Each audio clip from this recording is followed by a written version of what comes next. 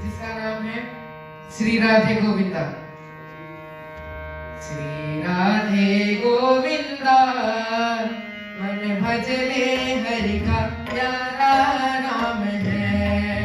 श्री राधे गोविंदा मन भजले हरि का प्यारा नाम है। गोपाला हरि का प्यारा नाम है। नंदलाला हरि का प्यारा नाम है। राधे गोविंदा मन भजले हरि का प्यारा नाम है।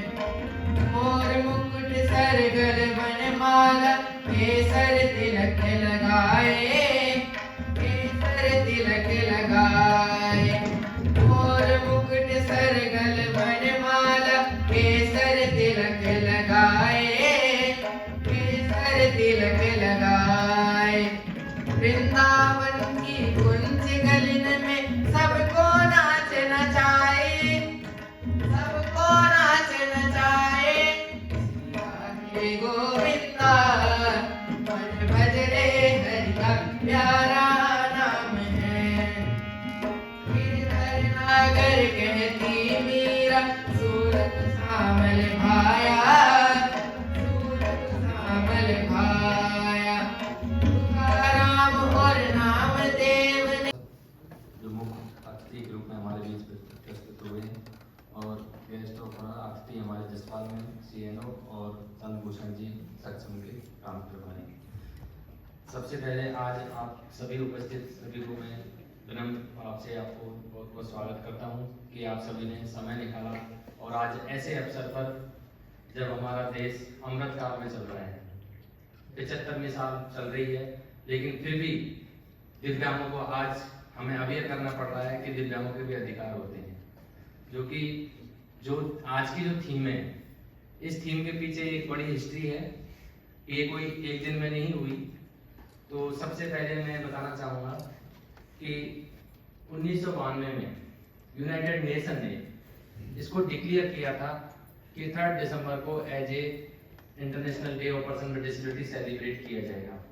उसके पीछे उनका मोटो सिर्फ इतना था कि जो डिसेबिलिटी से रिलेटेड लोग हैं उनके बारे में लोगों में अवेयरनेस हो, उनके राइट्स के प्रोटेक्शन किया जाए और सबसे बड़ी बात थी कि समाज में वो डिग्निटी के साथ जी सकें। इसका मेन मोटो जब इसको किया था घोषित, उसका यही था। और इतने साल आप देखिए कि कंटिन्यू हर साल इंटरनेशनल जो एक्टिविटी है सारी जगह होती हैं, यूनाइटेड नेशन में भी होती हैं और हम हमारे भारत देश में भी कर रहे हैं। हमारा भारत एक विकसित देश होने के कारण अभी हम उस लेवल पर नहीं पहुंचे हैं जैसे फॉरेन में जो चीज़ें हमारे दिव्यांगजनों के लिए अवेलेबल हैं। अभी भी हमारे यहाँ पर जो सोच है उसमें थोड़ा सा जनता जो है उसके अवेयरनेस की बहुत ज़रूरत है। इस बार की जो थीम आप देख रहे हैं, united in action to rescue and achieve the sustainable goal development goals for with and by person with disability, जो कि हमारे सस्टेनेबल गोल्स गवर्नमेंट वर्ल्ड में डिसाइडेड हैं साथ, उनको अचीव करने के लिए हमें दिव्यांगों के साथ उनके लिए और उनके द्वारा चलना पड़ेगा, तभी उनको हम अचीव कर सकते हैं। उसमें यूनाइटेड हम सब ने संयुक्त रूप से दिव्यांग और जो नॉर्मल लोग हैं सभी को एकजुट होकर हमने उनको अचीव करना है। तो इस साल की थीम का मेन पर्पज यही है कि हम सब यूनाइट होके दिव्यांग और जो नॉर्मल जन है सभी को सबसे बड़ी सोसाइटी मेंटली जो बैरियर है हमारे, दिव्यांग एक पर्सन है जो डिसेबिलिटी से रिलेटेड तो वो परेशान है ही, लेकिन वो उसको ओवरकम कर देता है अगर उसको सामाजिक और मेंटली जो ये फिजिकल जो बैरियर है अगर ये कम हो जाते हैं तो वो नॉर्मल के बराबर चल सकता है। तो इस बार की थीम यही है हम सब के लिए कि हम सब एकजुट होके और दिव्यांगों के लिए और दिव्यांगों को साथ लेके उनके द्वारा उनके लिए काम करें। Thank you. Morning everyone.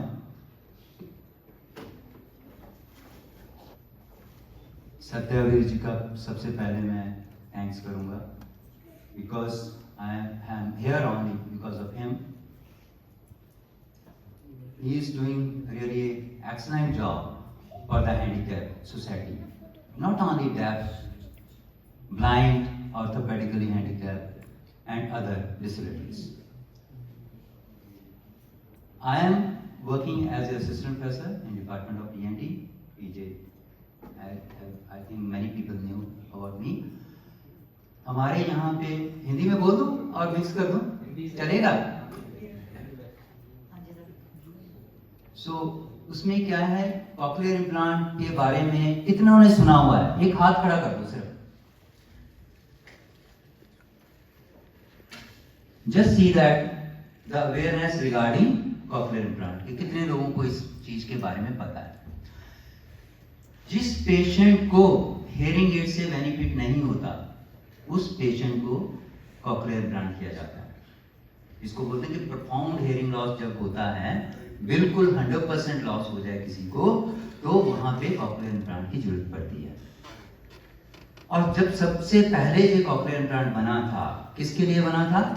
जो लोग सडन हेयरिंग लॉस, जिनको आपने देखा होगा कभी कभी कोई भी साइड इफेक्ट हो जाता है, उसके कारण किसी मेडिसिन के साथ में हेयरिंग लॉस हो जाए, कोई स्ट्रोक की वजह से हो जाए, ओके, उसके कारण अगर हेयरिंग लॉस होता है प्रोफाउंड, तो उन पेशेंट्स के लिए कॉक्लियर इम्प्लांट बना था. But after the research, recent advances technology, अब जो बच्चे पैदा ही होते हैं, जो पीजीआई में डॉक्टर एन.के. पांडा जी ने, मुझे लग रहा है कि 1 ईयर तक अर्लीस्ट अगर आइडेंटिफाई हो गया हेयरिंग लॉस, उसका कॉक्लियर इम्प्लांट करा. और फॉरेन में 6 महीने का बच्चा जो होता है, उसका कॉक्लियर इम्प्लांट हो चुका है. उसका क्या कारण है? अगर कॉक्लियर इम्प्लांट अर्ली स्टेज में हो जाए, अर्ली एज में हो जाए, तो उसको इवन स्पीच थेरेपी की जरूरत नहीं पड़ती. जो मेरे पेशेंट हैं, कम से कम 15 साल पुराने, हिमाचल से मैक्सिमम पेशेंट आते हैं, आपको पता पीजीआई में, वो बेचारे रेगुलर स्पीच थेरेपी के लिए नहीं आ सकते. बट अब जब देर के बाद भी वो आते हैं, तो हम देखते हैं कि उनको स्पीच बहुत अच्छी एक्सप्रेशन में आ गई, उन्होंने स्पीच एंड लैंग्वेज एक्वायर कर ली. सो इस तरह से अगर कहते हैं ना, किसी भी बीमारी का इलाज पहले डायग्नोज हो जाए, फिर उसका इलाज संभव है. अगर डायग्नोज नहीं होता, तो आप जितना मर्जी हिट एंड ट्रायल मेथड कर लो, आप ट्रीट नहीं कर सकते उस पेशेंट को. सो इसलिए जिस कॉक्लियर इम्प्लांट पर इसकी प्रॉब्लम क्या है, ये 6.5 लाख से शुरू होता है. अब इतना पैसा, आपको पता वैसे भी डिसेबिलिटी के लिए कितना पैसा आ रहा है. आई डोंट थिंक सो कि अभी बजट कोई, जितना भी स्कीम्स हैं सोशल वेलफेयर बोर्ड की, उसमें फंडिंग बहुत कम आ रही. वो लोग अफोर्ड नहीं कर पा रहे हैं इन पेशेंट्स की हेल्प करने के लिए. But NGOs and CSR companies और इवन एमपीज, वो लोग हेल्थ सेक्टर में इन पेशेंट्स की हेल्प करते हैं. और पीजीआई में हमने काफी पेशेंट जिनका इसके थ्रू हेल्प करके कॉक्लियर इम्प्लांट करवाया. अगर किसी के नोन, किसी का भी कोई पेशेंट हो, तो प्लीज ये एनआरआई नेशनल रिहेबिलिटेशन इंस्टीट्यूट है, वहाँ पे डॉक्टर सरस्वती गुप्ता जी और लखविंदर कौर मैडम हैं, आप उनको कांटेक्ट कर सकते हैं. ये सिर्फ हेयरिंग एड के लिए ज़्यादा हेल्प करते हैं. अगर किसी गरीब आदमी को बीपीएल वाला कार्ड पेशेंट है, तो उनके लिए फ्री में हेयरिंग एड दिलवाते हैं. और क्योंकि हेयरिंग एड भी 25,000 से मिनिमम कोई हेयरिंग एड नहीं है. छोटे मोटे के लिए हर कोई हेल्प कर देता है, लेकिन जहाँ पे थोड़ा ज़्यादा पैसे की बात आ जाती, तो आपको भी पता है वहाँ पे भी हर बंदा विड्रॉ कर लेता है अपनी सपोर्ट.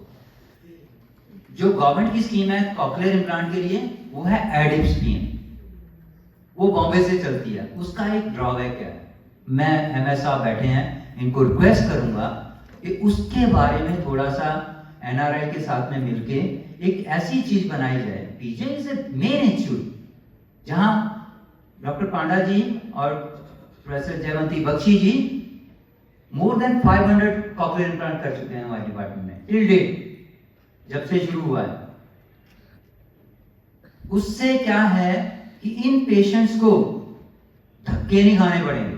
अगर हम एक अपना इस टाइप का सेंटर मिलके कर लेते हैं, उसके लिए क्या होगा, पेशेंट्स को कहीं नहीं जाना पड़ेगा.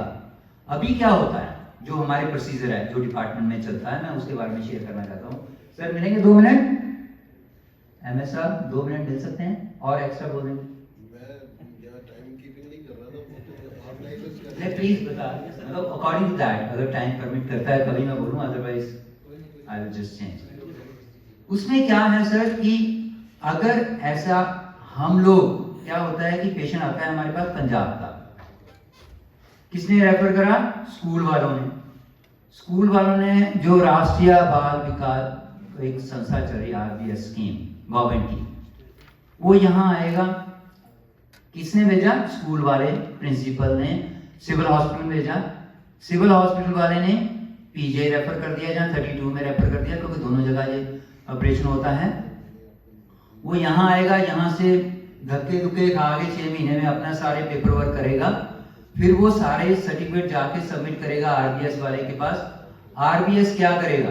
वो DGHS को भेजेगा, जो पंजाब का है। ऐसे ही हरियाणा का सिस्टम है, पंजाब, हरियाणा, हिमाचल, सबका यही सिस्टम है। उसके बाद क्या होता है, वो फिर बॉम्बे, सर इसका एक सेंटर है बॉम्बे में, Ali Yavar national institute of speech and hearing, Bombay में, बांद्रा रेक्लेमेशन में है। फिर वहां भेजा जाता है। वहां क्या होता है, वहां सारे इंडिया के कॉक्लियर इम्प्लांट जिनको एडवाइस होते हैं, ऐसे पेपर वर्क पूरा हो जाता है, वो वहां जाता है। वहां फिर वेटिंग लिस्ट है, फिर वहां जाके उसको 3-3, 6-6 महीने, 8-8 महीने, साल सिर्फ ऑब्जेक्शन का पता चलता है कि आप में ये त्रुटि है, तो फिर आप दोबारा हमें ये त्रुटि को, MRI उसका ठीक नहीं है, CT स्कैन ठीक नहीं है, कुछ इस तरह की कोई प्रॉब्लम आ जाएगी, तो उसको दोबारा भेज देंगे। फिर उसका अगेन वो प्रोसेस करेगा, then they will send again to that.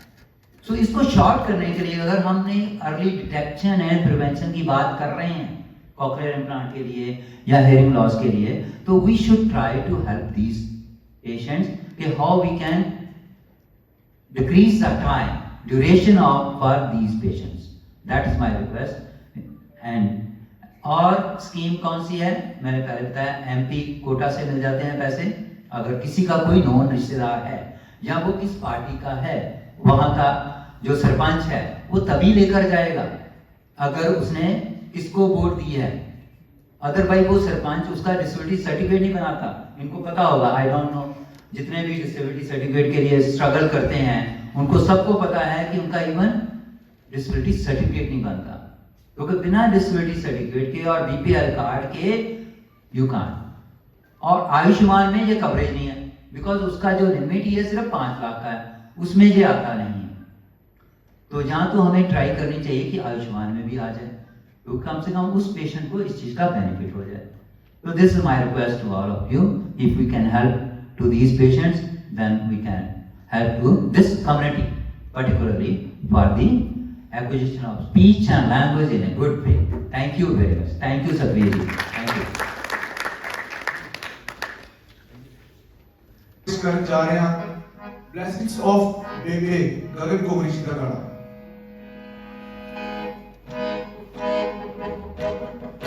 Kota ढाल राज खेटे हाथ तेरा कोटा सीमा,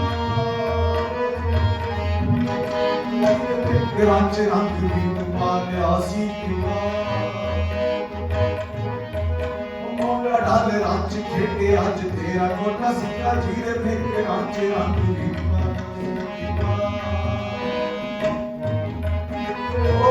प्यार कर दिया के फोटो तेरी हाथ जोड़ कर किसी अरदासा जेड़ियां पहुंच गया फरशात वर्षाते सब के अरदासा तेरियां तेरा पहुंच गया फरशात वर्षाते सब के अरदासा तेरियां।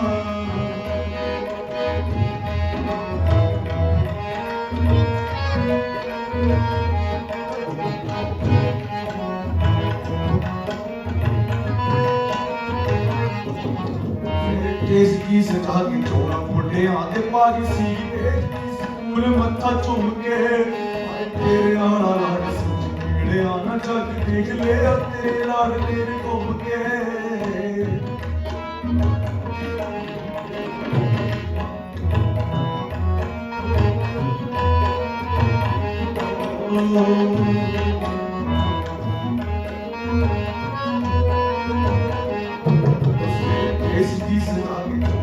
ਮੁੰਡੇ ਆਂਦੇ ਪਾਗੀ ਸੀ ਮੱਥਾ ਚੁੰਮ ਕੇ ਹਾਏ ਤੇਰੇ ਆਲਾ ਲਾਡ ਸੱਚੀ ਮਿਲਿਆ ਨਾ ਜੱਗ ਦੇਖ ਲਿਆ ਤੇਰੇ ਲਾਡਲੇ ਨੇ ਘੁੰਮ ਕੇ ਤੀਆਂ ਜੋ ਮੈਨੂੰ ਕੱਚੀ ਉਮਰ ਤੋਂ ਲੈ ਕੇ ਖੂਨ ਵਿੱਚ ਵਹਿੰਦੀਆਂ ਨੇ ਉਹ ਹਲਾਸ਼ੀਆਂ ਤੇਰਾ ਪਹੁੰਚ ਗਿਆ ਫਰਸ਼ਾਂ ਤੋਂ ਅਰਸ਼ਾਂ ਤੇ ਸਭ ਬੇਬੇ ਅਰਦਾਸਾਂ ਤੇਰੀਆਂ ਤੇਰਾ ਪਹੁੰਚ ਗਿਆ ਫਰਸ਼ਾਂ ਤੋਂ ਅਰਸ਼ਾਂ ਤੇ ਸਭ ਬੇਬੇ ਅਰਦਾਸਾਂ ਤੇਰੀਆਂ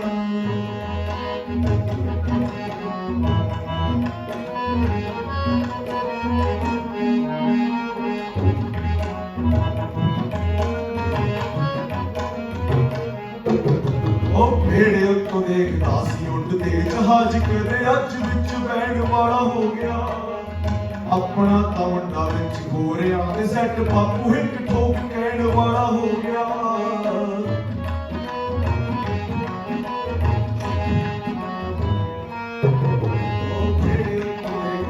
ਉੱਡਦੇ ਜਹਾਜ਼ ਕਦੇ ਅੱਜ ਵਿੱਚ ਬੈਣ ਵਾਲਾ ਹੋ ਗਿਆ ਆਪਣਾ ਆਸਟ੍ਰੇਲੀਆ ਚ ਸੈੱਟ ਬਾਪੂ ਇੱਕ ਠੋਕ ਕਹਿਣ ਵਾਲਾ ਹੋ ਗਿਆ ਓਏ ਉਹ ਵੀ ਦਿਨ ਯਾਦ ਮੈਨੂੰ ਚੰਗੀ ਹਮਾਏ ਬਾਪੂ ਕੋਲੋਂ ਖਾਧੀਆਂ ਤੂੰ ਝਿੜਕਾਂ ਜਿਹੜੀਆਂ ਤੇਰਾ ਪਹੁੰਚ ਗਿਆ ਫਰਸ਼ਾਂ ਤੋਂ ਅਰਸ਼ਾਂ ਤੇ ਸਭ ਬੇਬੇ ਅਰਦਾਸਾਂ ਤੇਰਾ ਪਹੁੰਚ ਗਿਆ ਫਰਸ਼ਾਂ ਤੋਂ ਅਰਸ਼ਾਂ ਤੇ ਸਭ ਬੇਬੇ ਅਰਦਾਸਾਂ ਤੇਰੀਆਂ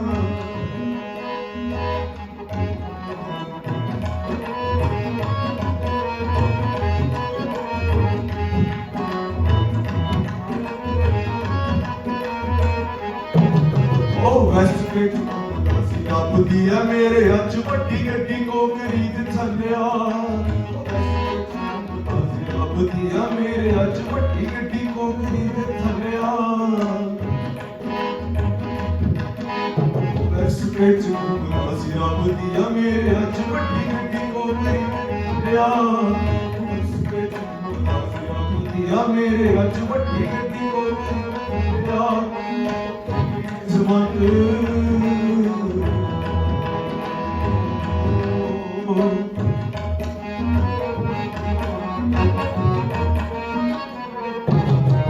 ਚੱਕੀ ਜੈਗਵਾਰ ਕਹੇ ਖੱਟੀ ਕਿਸਮਤ ਤੇ ਅੰਮੀ ਸਲਾਹੀ ਤੋਂ ਵਿੱਚੋਂ ਤੂੰ ਕਮਾਈਆਂ ਜਿਹੜੀਆਂ ਪੁੱਤ ਤੇਰਾ ਪਹੁੰਚ ਗਿਆ ਫਰਸ਼ਾਂ ਤੋਂ ਅਰਸ਼ਾਂ ਤੇ ਸਭ ਬੇਬੇ ਅਰਦਾਸਾਂ ਤੇਰੀਆਂ ਤੇਰਾ ਪਹੁੰਚ ਗਿਆ ਫਰਸ਼ਾਂ ਤੋਂ ਅਰਸ਼ਾਂ ਤੇ ਸਭ ਬੇਬੇ ਅਰਦਾਸਾਂ ਤੇਰੀਆਂ ਤੇਰਾ ਪਹੁੰਚ ਗਿਆ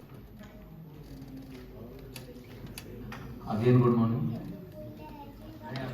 मैं अभी आपको जो गवर्नमेंट ऑफ इंडिया की तरफ से पर्सन विद डिसेबिलिटी के राइट्स के बारे में जो चल रहे हैं मैं उनको बताना चाहता हूँ। अभी जैसे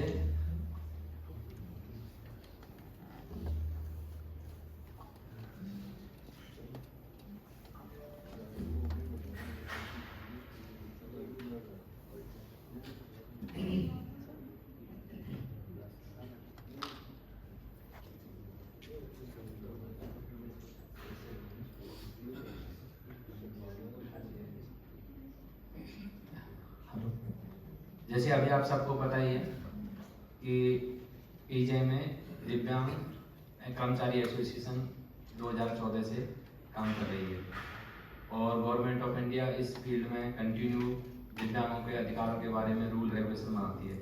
पहले डिसेबिलिटी एक्ट 1965 में आया था, 1995 में आया था, जो कि 96 से इम्प्लीमेंट हुआ है। उसके बाद नया आरपीडी एक्ट 2016 में बना है। उसके जनरल जो ये तो मैंने बता ही दिया था पहले, जो कि और इंटरनेशनल जो चलता है वो यहाँ से है।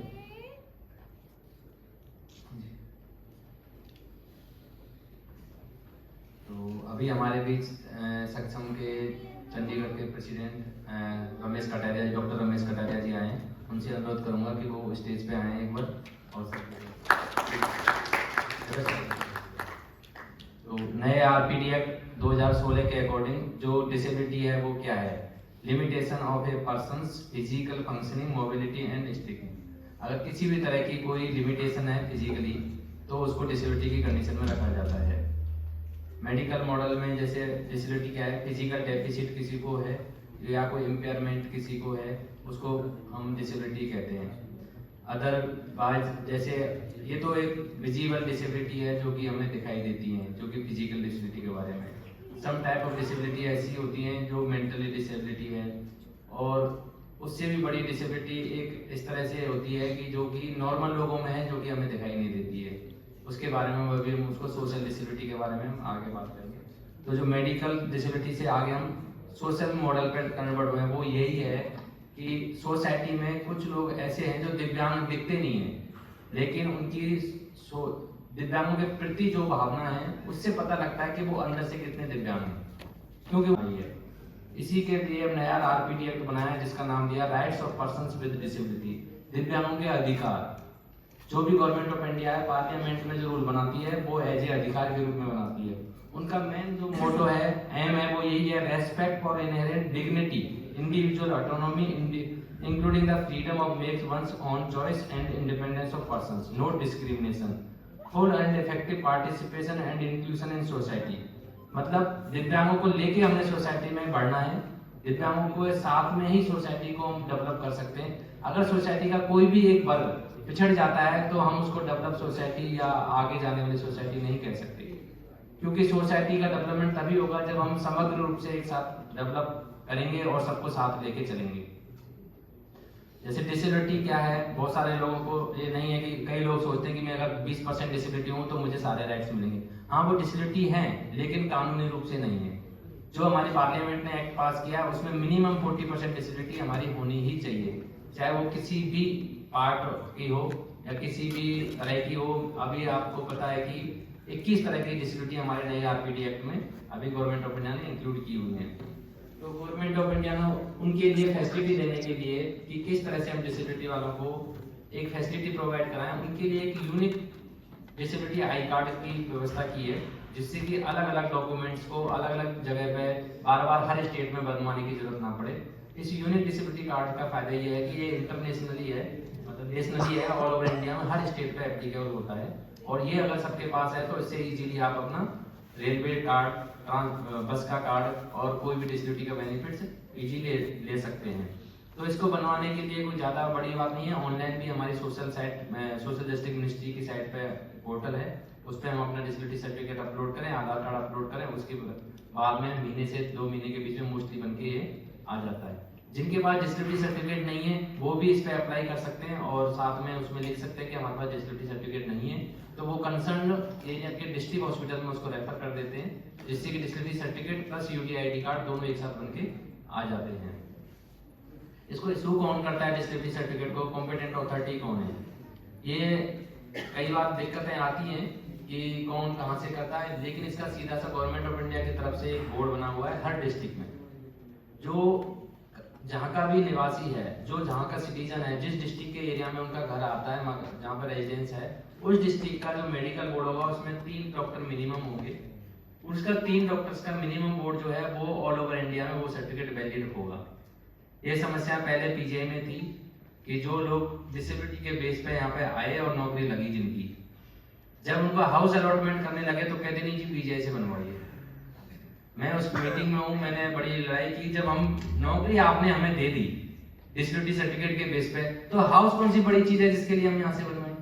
वो तो ऑल ओवर इंडिया में वैलिड होना चाहिए। तो कमेटी में तो मैं अकेला ही था, बाकी तो सब लोग आप जैसे अच्छे बढ़िया हाथ पैर वाले लोग थे। तो सबने बोला नहीं पीजीआई में इक्वलिटी चाहिए, तो डिसेबिलिटी सर्टिफिकेट बनवाना पड़ेगा। मैंने बोला जी ठीक है, मैं तो आपका मेरा तो आप इसमें एडवर्ड्स लिख लीजिए और मैं फिर देखूंगा। तो जगत राम सर डायरेक्टर होते थे उस टाइम पे, तो सबने एजेंडा पास करके ले गए जी इक्वल चाहिए। मैंने उठा के उसको डिसेबिलिटी कमीशन में डाल दिया कि हमारे साथ इस तरह से हो रहा है, जबकि हमें नौकरी मिल रही है और हाउस के लिए कहते नहीं तुम तो यहाँ से बनवाओ, हम मानते ही नहीं है उसको। मैंने जब आप नौकरी के लिए मान सकते तो हाउस अलॉटमेंट के लिए क्यों नहीं मान सकते? उसके बाद जगतराम सर ने उसको रिवर्ट किया और आज जो डिसेबिलिटी सर्टिफिकेट जिसके बेस पे आते हैं उनको अकॉर्डिंग टू आरपीडी एक्ट जो भी डिस्ट्रिक्ट हॉस्पिटल का है ऑल ओवर इंडिया वैलिड है और वो आज भी हमारे पीजीआई में चल रहा है। तो हमें देखो उस चीज के लिए लड़ना पड़ता है। और एक दूसरी छोटी सी बात है, हाउस अलॉटमेंट के लिए हम कहते हैं, गवर्नमेंट ऑफ इंडिया कहती है कि ग्राउंड फ्लोर दिया जाए, लेकिन जब कमेटी में बात होती है सारे लोग कहते हैं कि नहीं ऐसे कैसे दे दें, हम तो चेंज ऑफ हाउस वाले को पहले देंगे। मैंने बोला सर चेंज ऑफ हाउस वाले के दोनों हाथ पैर हैं, एक बंदा है जिसके दोनों पैर नहीं है, वो 3rd फ्लोर पे कैसे चढ़ेगा? आपके हाउस में कहीं भी लिफ्ट नहीं है। मैंने बोला आप एक्सेसिबल हाउस दे दो, हम मांगेंगे नहीं हमें ग्राउंड फ्लोर दो। तो चेयरमैन साहब कहते हैं यार आपकी बात तो सही है लेकिन हम दे नहीं सकते। मतलब बात हमारी सही है लेकिन फिर भी हमें बेनिफिट नहीं मिल सकता क्योंकि हमारी संख्या बहुत ही कम है और हर कोई अपने अपने बेनिफिट की तरफ देखता है। तो ये सब चीज हमारे सोशल स्टिग्मा में और मेंटेलिटी में आती है कि हमारे साथ किस तरह से व्यवहार होता है और किस तरह का बदलाव की अभी हमें जरूरत है। हमने तो ये बोला हमें चाहिए ही नहीं ग्राउंड फ्लोर, हम कौन चाहिए, कौन चूहे कॉर्पोरेट सबसे ज्यादा ग्राउंड फ्लोर पे आते हैं, हमें क्यों चाहिए, हमें तो लिफ्ट लगा के दे दीजिए, हम तो थर्ड फ्लोर पे भी जाने को तैयार है, हमें कोई प्रॉब्लम नहीं। लेकिन ऐसा तो हो कि कम से कम हम वहां पे चढ़ सकें। अब हमारे साथ अरजीत जी बैठे, वो बैसाखी से चलते हैं, अगर उनको थर्ड फ्लोर मकान मिल जाए तो वो क्या करेंगे उसका, अगर लिफ्ट होती तो वो ऊपर चढ़ सकते थे। ऐसे बहुत सारे दिव्यांग हमारे एम्प्लॉई हैं जिनके दोनों पैरों में प्रॉब्लम है, वो नहीं चढ़ सकते लेकिन फिर भी उनको तीसरी फ्लोर पर टांग दिया जाता है। तो इस तरह का ये सोशल स्टिग्मा है और ये सिर्फ एक ही जगह नहीं है, मोस्टली समाज में है। इसको हमें धीरे धीरे हमें लड़के ही निकालना पड़ेगा और हमें उनका सहयोग भी चाहिए और उनका साथ भी चाहिए।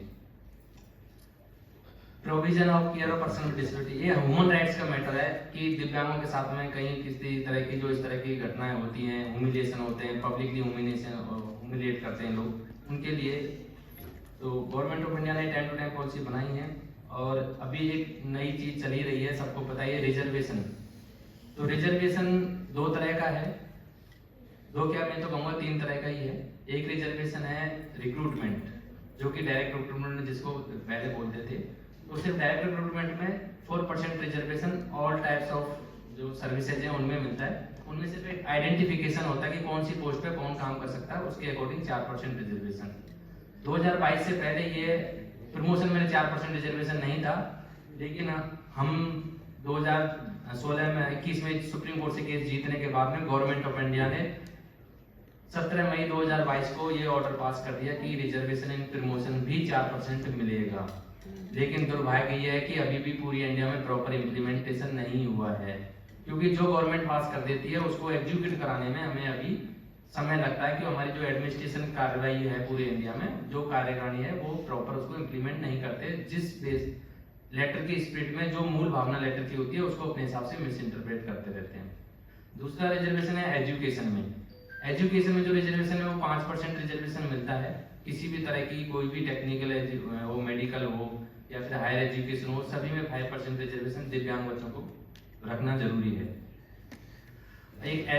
और गवर्नमेंट ने अभी पिछली गवर्नमेंट ने 5-7 साल में एक्सेसिबिलिटी के बारे में बहुत ज़्यादा काम किया है और इसके लिए मैं पीजीआई एडमिनिस्ट्रेशन और हमारे इंजीनियरिंग डिपार्टमेंट का बहुत बहुत धन्यवाद करूंगा कि उन्होंने हमारी समस्या को समझा और पीजीआई की ज़्यादातर बिल्डिंग्स को एक्सेसिबल बनाया है। जैसे और अभी रिसेंटली लिफ्ट हमारे वहाँ पे क्या नाम है रैंप बनाया है न्यू ओपड़ी में। बाकी जगह सारी जगह रैंप लगभग बन गए थे, न्यू ओपड़ी बची हुई थी, वहाँ पे इसी साल रैंप बना है। और लिफ्ट के बारे में तो आपको पता ही है कि कैरम ब्लॉक में जो लिफ्ट लगी है वो हमारी एक्सेसिबिलिटी के ही पार्ट में लगी है, जिसके बारे में आज सीनियर सिटीजन्स, ओल्ड, बीमार सभी लोग उसको यूज करते हैं। तो ये लिफ्ट लगवाई थी, जगराम सर होते थे उस टाइम पे डायरेक्टर सर, तो उनके सहयोग से ये लिफ्ट लगी थी और आज इस लिफ्ट का फायदा मुझे लगता है सारे ही एम्प्लॉय ले रहे हैं और स्पेशली दिव्यांगों को तो बड़ा ही फायदा हुआ है कि वो ऊपर जाने आने में इजीली है।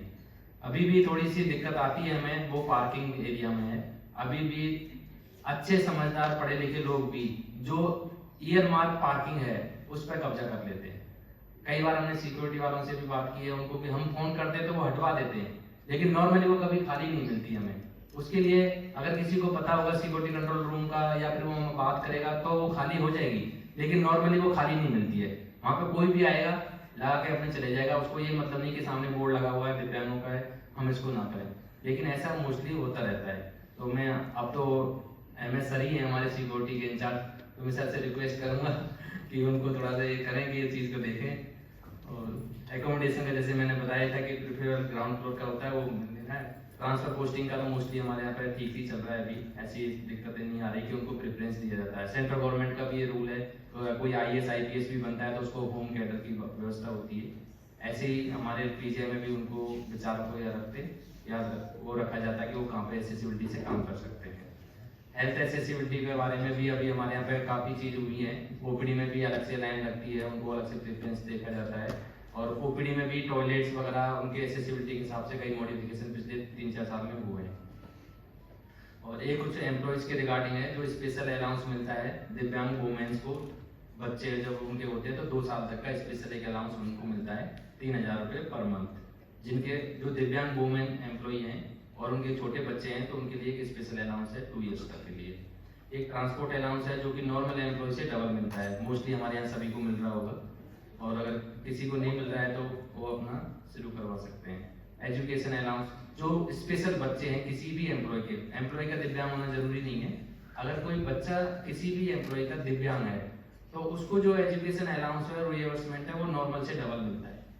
जैसे मान लो हमें 27,000 नॉर्मल किसी बच्चे का मिलता है तो स्पेशल कोई बच्चा है तो उसका 54,000 मिलेगा, तो उसको डबल मिलता है। ये सब चीजें एक इनकम टैक्स में रिबेट होती है, अगर लेस देन 80% है तो उसको 75,000 का रिलैक्सेशन है, और मोर देन 80% है तो 1.25 लाख रुपये उसको इनकम टैक्स एग्जेम्पशन हो जाएगा। और साथ के साथ एक है इसमें नया जो एक्ट आया उसमें प्रोविजन में 92 में डाला है, 92 सेक्शन है जिसमें इंटेंशनली इंसल्ट और कोई ह्यूमिलिएट करता है किसी भी पर्सन विद डिसेबिलिटी को पब्लिकली, तो उसमें सजा का प्रावधान है।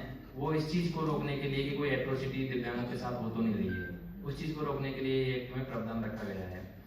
और एक ग्रेवेंस रिड्रेसल ऑफिसर कमेटी होती है जो कि हमारे पीजे में बनी हुई है। डोगरा सर हमारे चेयरमैन हैं लेकिन आज वो किसी कारण से आए नहीं, फॉरेन गए हुए हैं, तो आउट ऑफ स्टेशन है इसलिए वो नहीं आ पाए। और एक एक्साइज ड्यूटी जो होती है, जैसे कोई फाइनेंशियली गाड़ी हम खरीदते हैं ऑटोमेटिक दिव्यांगों के लिए, उनको 10% जीएसटी की छूट मिलती है। साथ में रोड टैक्स जो हम आरसी बनवाते हैं जब रजिस्ट्रेशन के टाइम पे जो रोड टैक्स लगता है वो रोड टैक्स दिव्यांगों को नहीं लगता है, वो फ्री में बनती है आरसी। और जैसे जिनकी इनकम 2 लाख से कम है उनको पेट्रोल पे भी सब्सिडी मिलती है, 50% subsidy. Toll tax exemption all over India सारे टोल टैक्स हैं। आजकल फास्टैग आ गया, फास्टैग आप इशू करवा सकते हो जो कि फ्री होता है। और रेलवे टिकट में कंसेशन है वो सभी को पता ही है लगभग।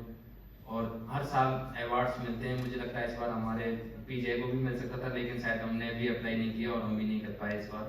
Thank you sir.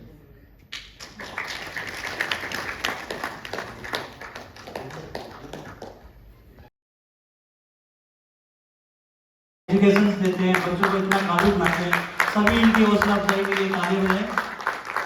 ये काफ़ी लंबे वर्षों से ये काम कर रहे हैं। देखिए आपके सामने इतने ब्लाइंड्स के ऊपर काम करते हैं, बच्चे इतने निखर के आ रहे हैं, आपके सामने प्रस्तुतियां दे रहे हैं।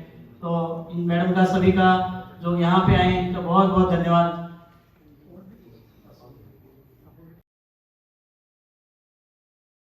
ज्वाइन किया है और दिव्यांग बच्चों के लिए काफी समय से ये कार्य कर रहे हैं। इनकी हौसला अफजाई के लिए ताली बजाएं प्लीज।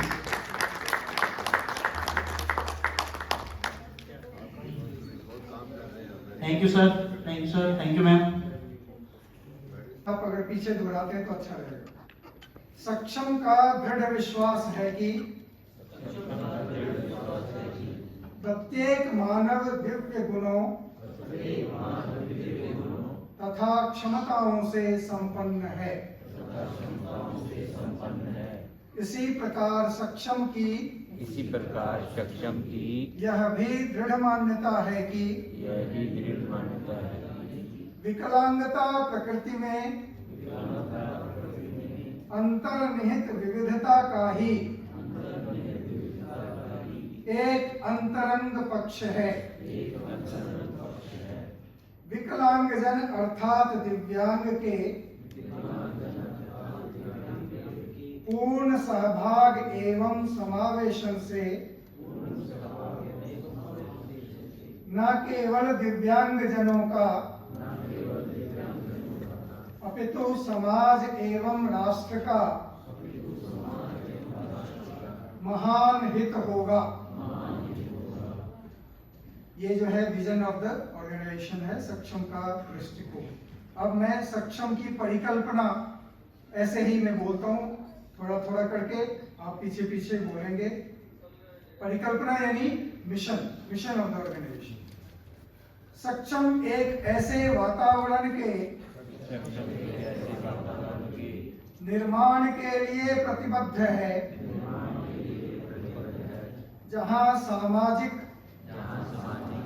व्यावहारिक, आर्थिक, राजनैतिक, सांस्कृतिक एवं आध्यात्मिक इत्यादि जीवन के विविध क्षेत्रों में दिव्यांगजन समरसता का अनुभव करें तथा स्वावलंबन, आत्मसम्मान तथा गरिमा के साथ जीवन यापन कर सके एवं राष्ट्र के पुनर्निर्माण में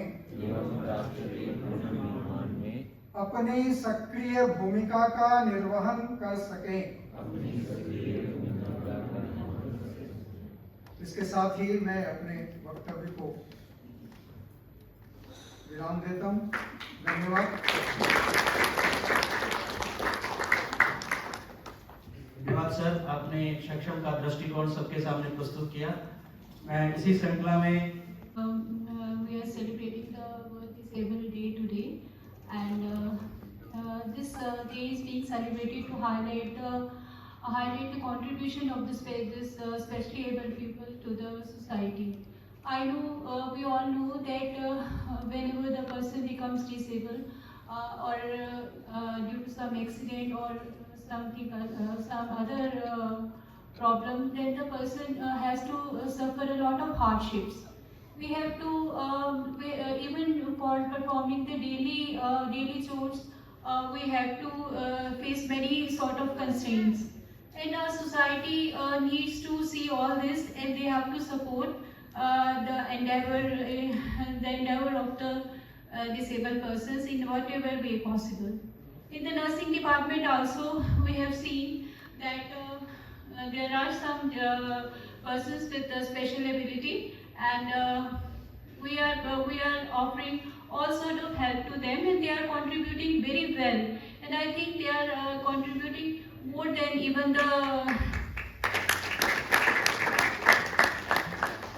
the persons who are able-bodied. And I think we should all, as a society, as an administration, we should extend all sort of help to such persons. And I would like to appeal to the medical superintendent as well, that all the persons, they should be given, such persons should be given special privilege from the administration side. Thank you. Thank you ma'am. आज के आप सबको मेरा नमस्कार। मंच पे विराजमान सक्षम के अधिकारीगण, शांति भूषण जी, डॉक्टर महेश कटारिया जी, हमारे कोलीग पीजीआई की चीफ नर्सिंग ऑफिसर जसपाल जी, अधिकारीगण पीजीआई से, स्टाफ मेंबर्स, बाहर से जो अतिथिगण आए हैं और प्यारे बच्चे, आप सबका इस सभागार में स्वागत है। बच्चों ने तो बहुत अच्छा प्रोग्राम पेश किया। सो बच्चों, हाउ इज द जोश? हाउ इज द जोश? ग्रेट। सो आज का दिन, जैसे शांति जी ने बताया कि सेलिब्रेशंस का नहीं होता है, तो any international day has its own importance. इसकी अपनी एक महत्वता होती है कि प्रमोट किया जाए, लोगों को अवेकन किया जाए और सोसाइटी को बताया जाए कि जो भी कोई इश्यू या प्रॉब्लम था वो कैसे उसको हैंडल किया जा सकता है। तो उसी में इन्होंने सक्षम का बहुत अच्छे से हमें बताया, बहुत कार्य किया जा रहा है।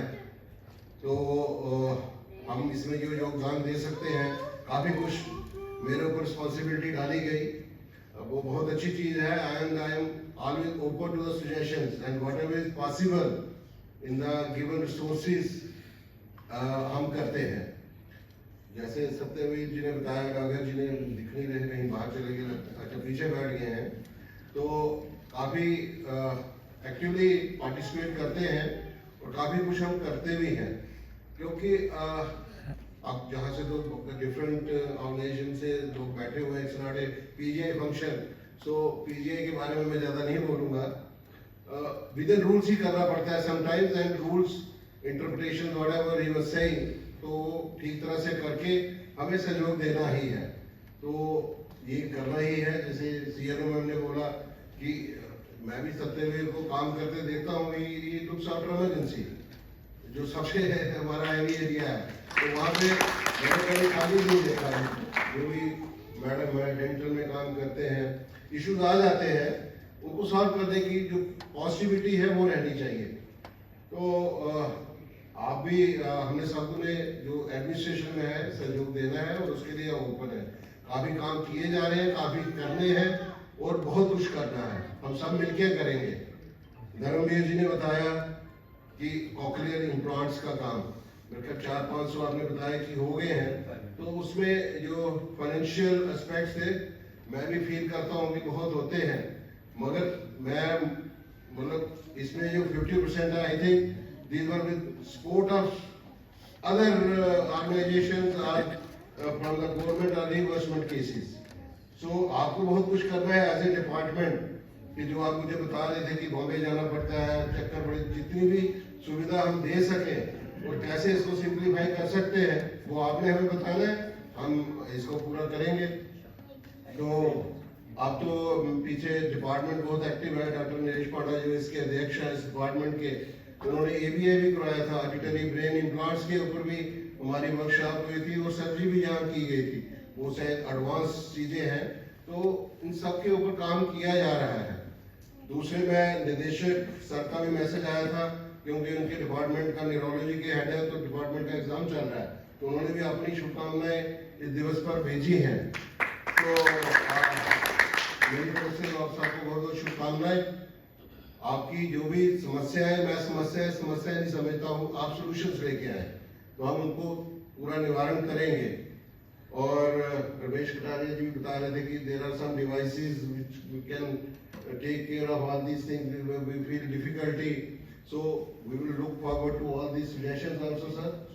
एंड अभी जैसे शादी ने बताया कि जम्मू एंड कश्मीर की एक बेटी थी जो दोनों उसके बाजू नहीं थे, आई बिलोंग टू J&K, तो उसका नाम है शीतला देवी, 16 साल की बच्ची है और बहुत ही बैकवर्ड हमारा किश्तवाड़ डिस्ट्रिक्ट है, गांव है, वहाँ पे वो बड़ी पली और एशियन गेम्स में, पैरा एशियन गेम्स हुई हैं, उसमें उसने 2 गोल्ड मेडल लिए और वर्ल्ड आर्चरी में 3 मेडल लेके आई हैं। तो कुछ करना है तो हो सकता है। मैं सोचता हूँ मैं बड़ा एबल्ड हूँ, बट मेंटली डिसेबल्ड हूँ तो मैं कुछ नहीं कर सकता। तो मोस्टली क्या होता है कि जैसे बता रहे थे कि पार्किंग की सुविधा हो जाती है, तो वो सुविधा कौन दे रहा है?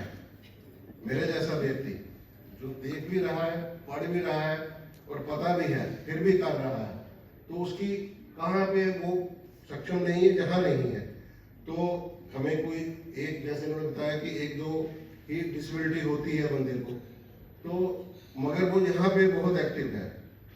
जो गॉड ने कुछ कमी दी होती है उसको, उसे और तरीके से उसको पूरा किया होता है, तो उसमें एबिलिटी इतनी आ जाती है। इतना अच्छा इन्होंने गाना गाया, देखिए इतना अच्छा म्यूजिक पूछा है, तो इसमें इतनी एबिलिटी दी है। तो वो जो जैसे गोल्ड मेडल लेना आर्चरी में विदाउट बाजू आर्म्स नहीं है, तो ये एक फियर होते हैं, उनको ओवरकम करना होता है and you can do it. I think मेरे जितने भी यहाँ पे कर्मचारी हैं जो स्पेशली एबल्ड कहा जाता है, दे परफॉर्म वेरी वेल, और sometimes abled person are not, यार क्या करें, टाइम नहीं है, थक गए, ये कभी नहीं थकते। तो हमने सबको साथ लेके चलना है। आज का दिन बहुत शुभ है, ये बच्चे यहाँ हैं, आपको भी बहुत बहुत मुबारक, आप बहुत अच्छा काम करते हैं, आगे बढ़िए। इन्हीं शब्दों के साथ मैं खत्म करूंगा। विनायक जय हे भारत भाग्य विधाता, पंजाब सिंध गुजरात मराठा द्राविड़ उत्कल गंगा, विंध्य हिमाचल यमुना गंगा उज्जल जलधि तरंगा, तव शुभ नामे जागे, तब शुभ आशीष मांगे, गाहे तब जय गाथा, जय गण मंगलदायक जय हे भारत भाग्य विधाता, जय हे